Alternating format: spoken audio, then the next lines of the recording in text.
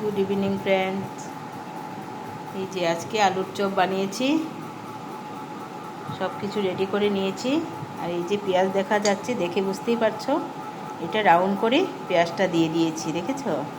এই যে, তাহলে না খেতে খুব টেস্ট হয় এটা আলুর চপ। এটাতে আর অন্য কিছু দিইনি, এই ব্রেডক্রাম্ব দিয়েছি। ব্রেডক্রাম্ব দিয়ে সব কিছু রেডি করে নিচ্ছি। এখন শুধু ভাজার পালা, ভেজে নেব, তাহলেই হয়ে গেল রেডি। তারপর তো একটা চাটনি বানাতে হবে, তাই না? তাহলে খাবো কি করে? এই যে হয়ে গেছে, বেশি বানাইনি, এই 10টা বানিয়েছি।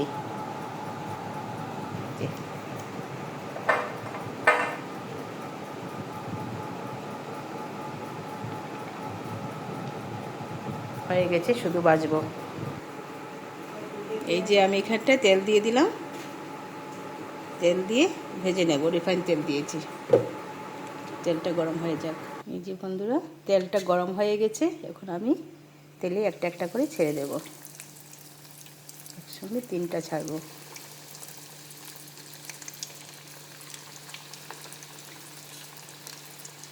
চারটাও ছাড়া যাবে, জায়গা আছে বলে।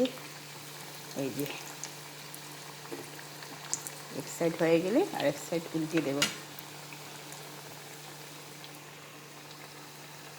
এই যে বন্ধুরা, নামিয়ে নিচ্ছি।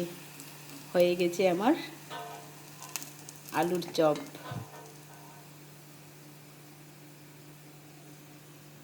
এই যে নামিয়ে নিলাম। এখন আরও 4টা বসিয়ে দেব।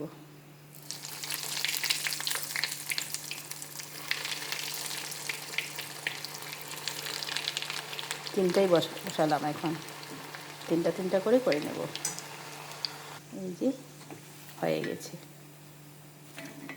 নামিয়ে নিলাম।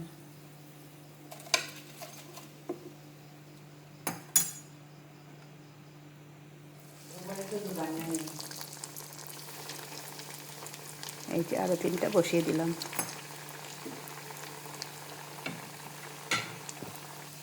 এই যে বন্ধুরা, আরও 3টা হয়ে গেল, দেখেছো? চটপট হয়ে যায়, করতে বেশি সময় লাগে না। একজন আসলে বসিয়ে গল্প করেও করা যায়। আওয়াজটা দেখতে পাচ্ছ?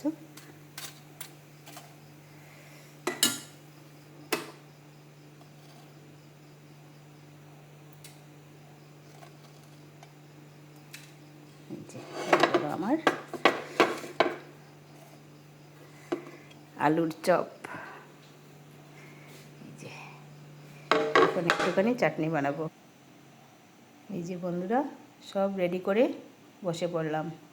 এইটা একটা চাটনি বানিয়েছি, এই যে দেখতে পাচ্ছ, দই দিয়ে বানিয়েছি। দই আর একটুখানি টক ঝাল মিষ্টি সব কিছু দিয়ে বানিয়েছি। কেমন হয়েছে বলো? কমেন্ট করে বলবে তো কেমন লাগছে। টেস্টি টেস্টি আলুর চপ।